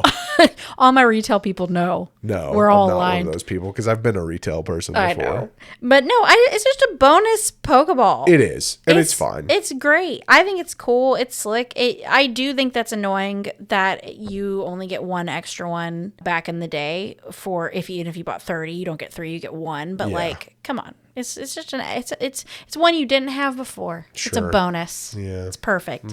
The Premier Ball however, is the only Pokeball not introduced in Generation 1 that is usable by the player in Let's Go Pikachu and Let's Go Eevee. Yeah. To be honest with you, because that game's mechanics were so different that I don't even know what Pokeballs I was using in Let's Go. Probably Ultra Balls, I guess. Yeah. Probably. But and you could ponder on that from dawn till dusk. Oh gosh. But unfortunately dusk? for you, we're moving on to Gen 4, which introduces the Dusk Ball. Some of the ugliest Pokeballs known to mankind. They're not. There's one that I legitimately actually like. If I could get this ball readily, I would use it instead of the Pokeball because I think the design is sick. I think I know which one. Yeah, but the Dusk Ball is real weird. I'm not sure what they were going with it. It is a all black Pokeball with a red band around the center, and yet it's got green ovals on all faces. It looks like Zygarde, which would be cool if they introduced Zygarde in Gen 4, that's an X but they and didn't. Y. Yeah. So it's just kind of weird. It's real strange. The Dusk Ball is 1,000 Pokédollars. It does have a 3 times catch rate if used in caves or at night. So if you are in a cave or it's nighttime, it is better to use the Dusk Ball than it is to use an Ultra Ball. Of course, it is going to cost you, well, in previous generations, it would have cost you less because it would have the Ultra Balls were 1,200 and the Dusk Balls were 1,000. But as of Gen, I think 7 was when that change was introduced. Maybe Gen 8. Now Ultra Balls only cost 800. So this is going to cost you 2,000 Pokédollars more, but you do get an increased catch rate, which is nice. Yeah. That's the cool fact for you. The Dusk Ball doesn't really have a whole lot going on for it in the games. I would say because it's not a very good design. Did you know that if you hold it though, fling won't work? Yeah, I did know that. But yeah, so if you're struggling with catching Pokemon with your Ultra Balls, if that's what you choose to use as your like regular Pokeball, and it's nighttime or you're in a cave, toss a Dusk Ball. You might have a better chance. I will say I do know I use Dusk Balls in caves when I have them. Yeah. Like I will use those. The only Pokemon that I think this works with other than Zygarde's a great pick color-wise, like to match the Pokemon to the Pokeball. Mm-hmm. But I like using it for Stunfisk. And it's not because of the fact that the colors match, because Stunfisk is brown and yellow, but like just blinking at it. Like, Stunfisk has those same like ovally shapes on its body, and I think that's good. I think they match. I know that this was a hard topic for you, the Dusk Ball, and now it's time to heal. Thank you. You're so welcome. I appreciate that. I'm going to throw you into a heal ball.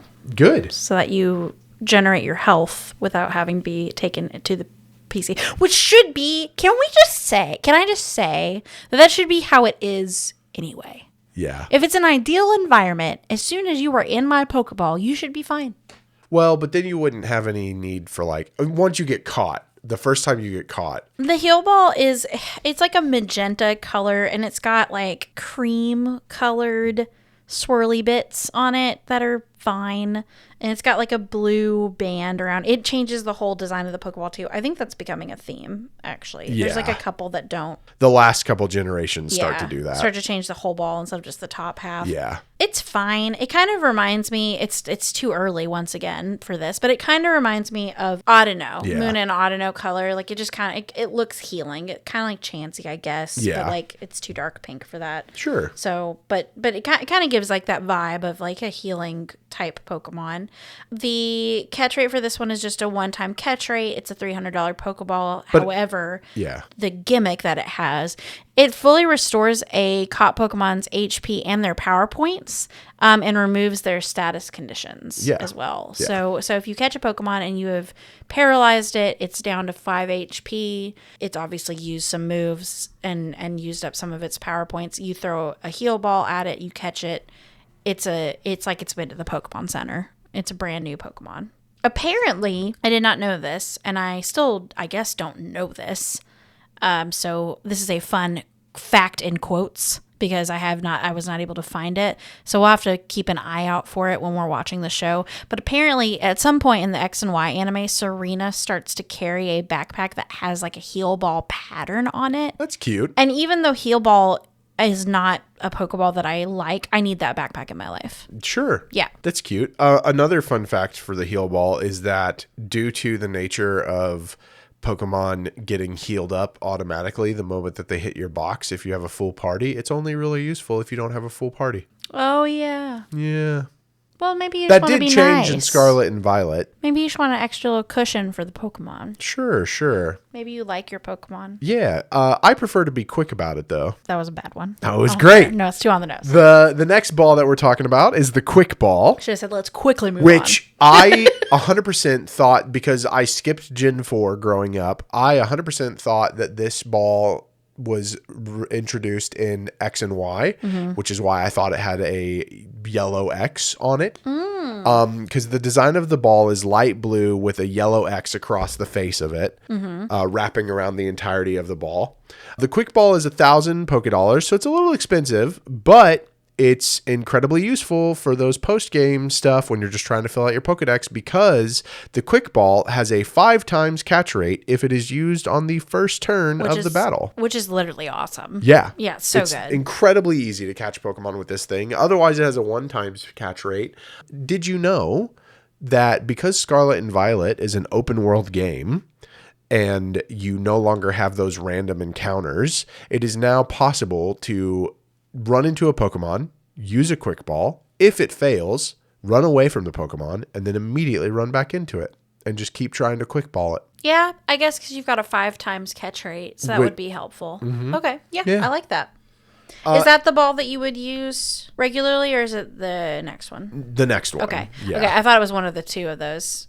After looking at, I think the quick ball looks really cool. I like the design of the quick ball. It's neat. It's kind of cool. I kind of wish the colors were different. Yeah. But that's just a personal preference for colors, Yeah. in my opinion. I'm not like a huge fan of yellow or light blue. I think honestly, this one should have been red and yellow. That would be Flash kind of, cool. yeah. Or red and white. Yeah. Just the regular Pokeball with the X across it. That would be cool. Would be pretty neat. But yeah, it's a solid Pokeball, and I definitely, when it came out. Well, I say that when I thought it came out, which was X and Y, I did utilize Quick Ball a lot to get the Pokedex finished, because I was like, I'm not even going to use these Pokemon. I don't care what ball they're in, and was just catching stuff. Yeah, that makes sense. Why I cherish that feedback that you just gave, and do you know what else I cherish? It makes me so happy that we're doing this. I can hear Aaron, like, his teeth grinding as he's listening to this episode. Like, what are they doing? Because he doesn't like our puns. No. But the Cherish Ball, though, is also sick looking. It's pretty sick looking. It's red, like the whole thing is red. The whole the button and all of it is like a deep red color, except for these like cutouts that are on the sides that have like a gray border on them, and it looks really cool. It looks like it was contoured. Yes, it does. It looks like what I would think.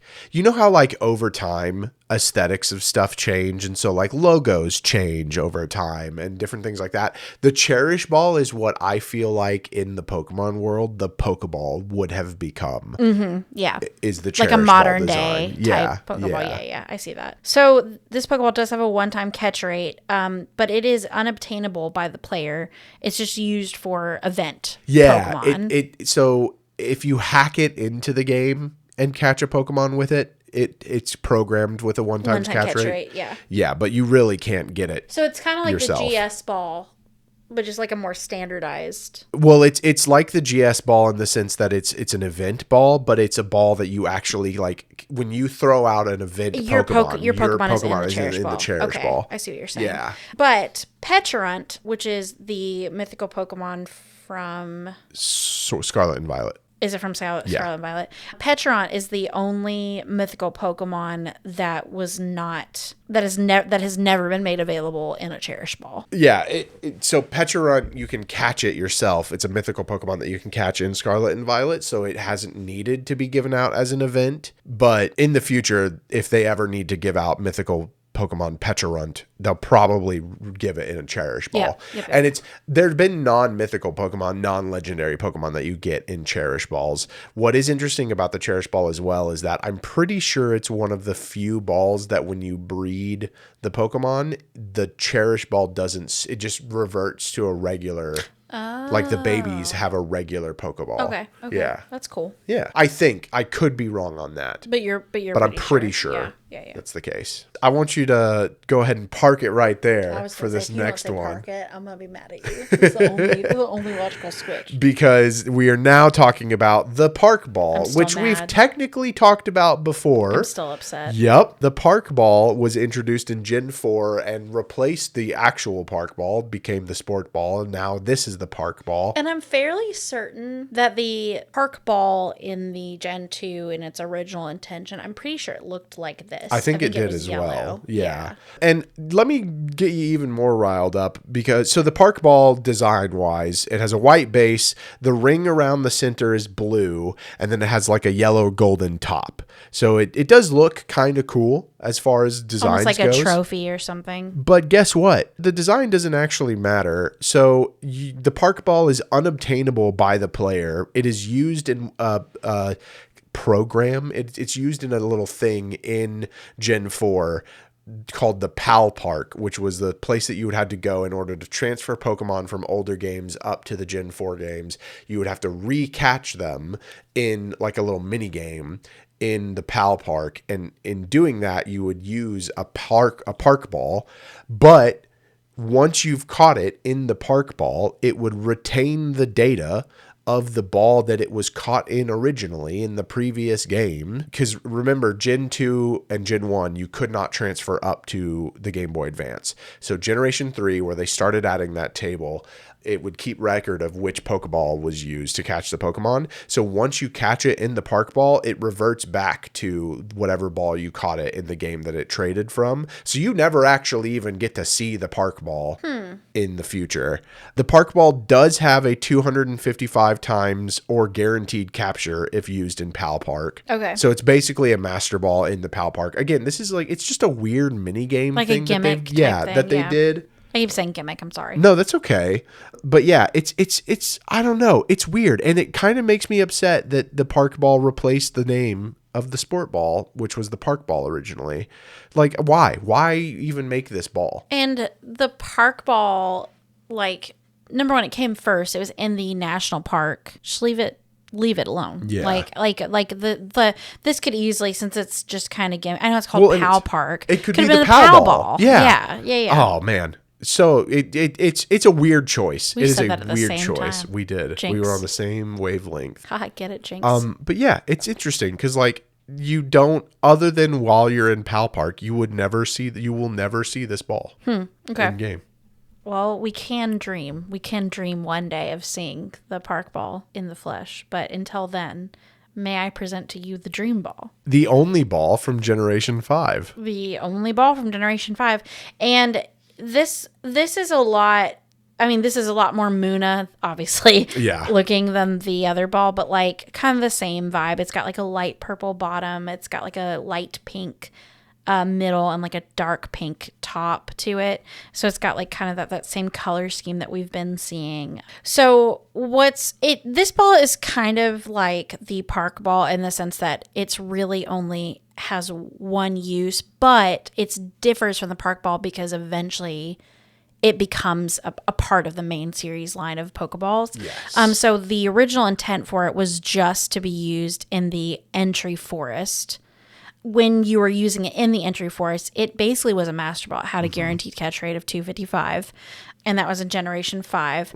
But then starting in Generation 8, the Dream Ball became an obtainable Pokeball outside of that specific need, and it now has a 4-time catch rate when used on sleeping Pokemon and a 1-time otherwise. Yeah. So it kind of became a normal gimmick ball. Yeah, this was one of those weird, there's a very niche 3DS app called the Dream Radar, which you would use to catch I can't remember what the word is, but the different forms of Landorus, Thundurus, and Tornadus, you would get in this Dream Radar game and then transfer them back to Gen 5 Black and White, and then you would be able to catch those in the Dream Ball. Yeah. So it's a cool thing, and it's cool that they brought it back. Yeah. And made it like it'd be cool, kind of. I'm still salty about the park ball, but it would be cool if they did something similar with the park ball. Yeah. Or even the Cherish Ball, like maybe the Cherish Ball, like I know we have a lot of friendship type stuff, but maybe it's like instant perfect friendship or something like that. I don't know. That would be cool. But fun fact, despite being unobtainable in Gen 6, it does still appear in the Pokeball boutique in Lumio City. It does. A design for it appears in those games, which is neat. It is neat. I'm about to beast mode this. I hate that. this segue, because next up is the Beast Ball. We're skipping Gen 6. Gen 6 didn't introduce any new Pokeballs. Which is interesting. Yeah. But the Beast Ball, introduced in Gen 7, this is where the design of the Pokeball gets really weird. So the Pokeball itself is like a dark blue and then has like a network of light blue, almost like a spider web around the whole thing. And then it's got these weird golden fins. It looks like a gadget that I would use in the Spider-Man games. It does. Like it looks like something I would throw out. If it was red to instead of blue, absolutely. Like it would start, like those yellow things would become legs and start like one of the little spider bots or something. Yeah. It's interesting. So the Beast Ball, introduced in Generation 7, it costs 1,000 Pokédollars, and it has a 5 times catch rate if used on an Ultra Beast. Otherwise, it has a 0.1 catch rate, not That's a 1. So wild. A 0.1. Okay. There are people who, like, this is another kind of common thing with Pokeballs where people are proud of the fact that they caught their legendary Pokemon in a Beast Ball because it had a 0.1 catch rate. Makes it way harder to catch Pokemon if you're using Beast Balls. And we had mentioned this earlier, but with the Master Ball, if any other Pokeball is used on Ultra Beasts other than the Beast Ball or the Master Ball, it has that. It only on Ultra Beasts they have the 0.1 catch rate, but the Beast Ball has the 0.1 catch rate on any Pokemon that is not an Ultra Beast. So we had talked about how the Ultra Ball in English is the Hyper Ball in Japanese. The Beast Ball catches Ultra Beasts. The Beast Ball in Japanese is translated as the Ultra Ball. Very cool. So yeah, it's kind of cool to see that translation come back again towards the end of the series as of right now, and literally on the same Pokeball name. The Ultra Ball has a interesting name behind it, no matter what generation you're in. It also or what translation you're in. It also kind of seems to be what the Gigantamax balls are like inspired by, because I feel like because they're huge and they're kind of digital looking. I feel like they kind of have like webbing of sorts around them too. So I wonder if that was like a loose inspiration from the Beast Ball too when they made those. Yeah, because it just looks chunky. Yeah. All right. Well, things are about to get a little strange. For the finale? For the finale. Okay. The last but not least ball to talk about is another kind of odd ball that isn't obtainable by the player. An odd ball. An odd ball. Yeah, I did not mean to do that one, actually.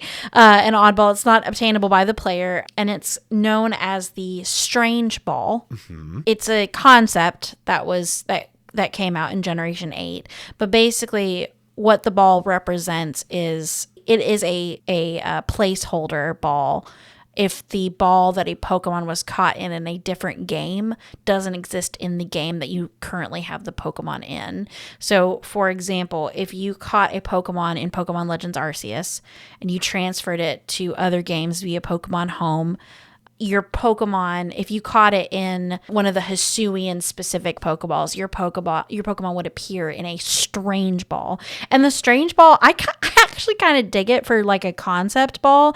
It's just like a teal, almost like ghosty version of a Pokeball. Like it's just teal, like lighter teal to darker teal. It's kind of faded. Like it very much reminds me of like a ghost. I like to think of it as, in the Pokemon world, this is the color of the metal, because I always envision Pokeballs as being metal. This is the color of the metal before they paint it to be. Oh, that's cool too. Whatever. That's design. a cool thing too. Because like copper turns green over time when it's oxidized. I just know in Japanese horror, like ghosts often have like a green tinge to them. I guess that could be true in Western horror too. Just like an I'm thinking ectoplasm of, like, type or of something. thing. Yeah. But like it that's what it kind of reminded me of ghosts. But I like the idea of it being the metal as well. I think that's a cool concept. Thank you. So I'm guessing, because I noticed you have a catch right here. I'm guessing is this one of those things where if you could program the ball into the game, it would have a 0.75 catch rate? Okay. Yeah. Okay. So not a good catch rate, so don't bother doing that. Just let your Strange Ball be strange and leave it alone. Yeah. So that's really it. That is what it is the fun fact about it is it's not something that I can't go to a Pokemon and buy a strange ball and use it. You're not gifted a strange ball ever. It just is a placeholder if I have a ball that's not used in a game that I have the Pokemon in. Which is cool because they, we had mentioned the Gen 2 balls in Heart Gold and Soul Silver were not allowed to be held as items because they couldn't be transferred over. Mm-hmm. But now they've fixed that with the strange ball, where if you catch a Pokemon in a ball that doesn't exist, it just goes, oh, okay, here's a placeholder instead of it being the Pokeball. That's kind of neat to have. It's kind of a fun nod to like the time travel aspects of Pokemon. Like, oh, this is a weird ball. We don't know where it came from. It's really strange. Yeah, it's really weird, and it's because it's from the past. Yeah. Like it's just cool. It's a cool little. It's a fun way to allow things to happen, but like kind of like still keep the coding the way that it should be. Yeah. Cool. I like that. I like it too. So I know your favorite ball is the Pokeball. Yes. But so what give us a recap, because I know we kind of chatted through when we were going through them, but what other Pokeballs kind of design wise? Yeah. I do really like the design of the level ball. I think the V on it for like victory is pretty cool. Yeah. I also am a big fan of the friend ball and the moon ball. Mm-hmm. And then I do actually, especially after you mentioned, we talked about like the idea of the kitchen timer. I kind of like the timer ball. It's very quaint. I'm serious. I want to see if we can find one as like a, and if we can't, like maybe I can make, like we can get a round kitchen timer and I can like make it. Paint it. Yeah. And then of course the Cherish ball. Yeah. That thing just really looks cool. so it's sick. Yeah. If I were to get another, for me, because I know you want the love ball, but if I were to get another Wand Company Pokeball, I would want to get the cool. Cherish ball. I like the love ball. I also really like the friend ball and the moon ball for sure.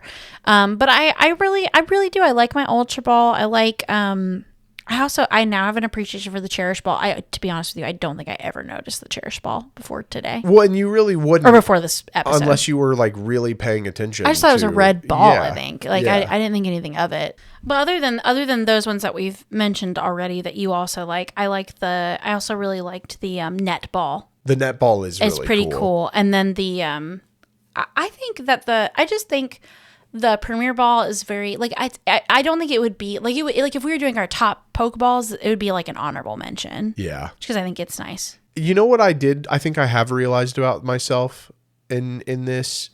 Is the reason that I gravitate to the Pokeball, not just because I do truly love its clean, famous design, but it's because the first partner Pokemon that you get is always in a Pokeball. Yeah. And so if I keep that on my team, I want all the other balls to match. That makes sense. So maybe I'll try some playthroughs of games where I'll make a team of different Pokeballs or make a team of just all non-matching. Yeah. Or Pokeballs that match the vibe of the Pokemon too. Maybe I'll consider it more about maybe I'll be more considerate about the nature of how I'm catching this Pokemon. But yeah, this was fun. I learned quite a few things because I do not like catch rates and math. Math, man. Math is cool in Pokemon. I do so much math at work that I don't want to do it when I'm playing a game. But no, I did think it was really fun and definitely interesting to see how many bugs there have been with Pokeballs specifically. Like that's pretty interesting. But if you, the listeners, if you want to tell us what your favorite Pokeballs are, you can find us anywhere on the internet at Another PKMN Pod. We also have our website, anotherpokemonpodcast.com, where you can leave us comments. We love a 5-star review. Those really help our channel, like we said earlier during listener feedback. Anywhere on the internet that you can find us, we would love to hear your feedback.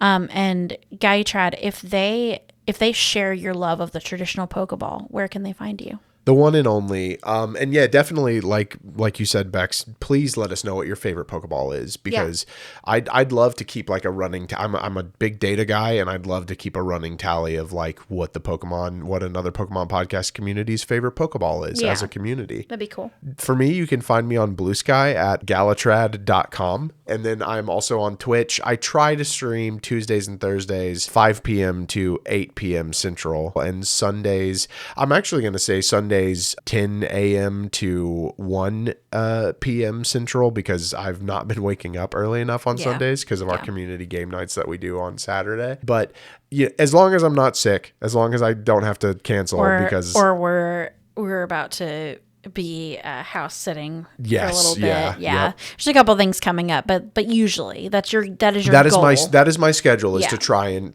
hit those. And I follow me over on Blue Sky, because I will post if I'm not going to be able to make it that day due to whatever interference. And that's where you can check me out. Bex, where can they find you? Yeah, if you love the Love Ball, or if you also share my hatred of the lure ball, specifically just the design, I don't mind the lure ball, you can find me anywhere on the internet at Rebelody, REBELODY. I'm also on Instagram at I_am_Rebelody.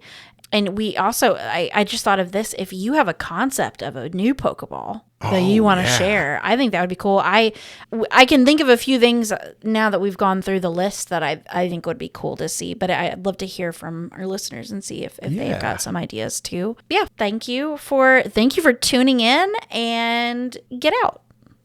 Gotta catch them all. Go catch those Pokemon. Bye. Use your quick balls.